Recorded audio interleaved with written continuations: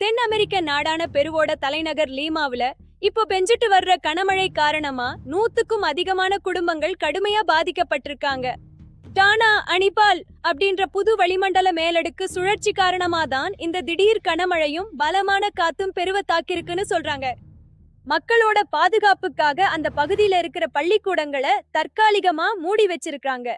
5வது முறையா இப்படி தொடர்ந்து வீடுகளுக்குள்ள தண்ணி வந்து பெரிய சேதத்தை கொடுத்திருக்குன்னு அங்க இருக்கிற மக்கள் வேதனையோட புலம்புறாங்க. வீடுகளை சுத்தி ஏரி மாதிரி தண்ணி தேங்கி இருக்கிறதால அன்றாட தேவைகளுக்கே மக்கள் ரொம்ப அவதிப்படுறாங்க. அரேகிப்பா மண்டலத்துல 2 பக்கமும் சாலைகள் துண்டிக்கப்பட்டு சுமார் 10 கிலோமீட்டர் தூரத்துக்கு வண்டிங்க நிக்கிறதால நெடுஞ்சாலையில போக்குவரத்து நெரிசல் ஏற்பட்டிருக்கு. இதனால வாகன ஓட்டிகளும் பயணிகளும் 24 மணி நேரத்துக்கும் மேல சாப்பாடு தண்ணி இல்லாம நடுவழியில சிக்கி தவிச்சிட்டு வர்றாங்க. கார்ல 3 குழந்தைங்களோட 3 நாளா வழியிலேயே மாட்டிக்கிட்டதாவும் கையில கொண்டு வந்த தின்பண்டங்கள் எல்லாம் தீர்ந்து போனதால குழந்தைங்க இப்ப பசியால அழுறதாவும் அரசு உடனே இதுக்கு ஒரு முயற்சி எடுத்து எங்களை காப்பாத்தணும்னு ஒரு தாய் வேதனையோடு அழுறது எல்லாரையும் பதற வச்சிருக்கு.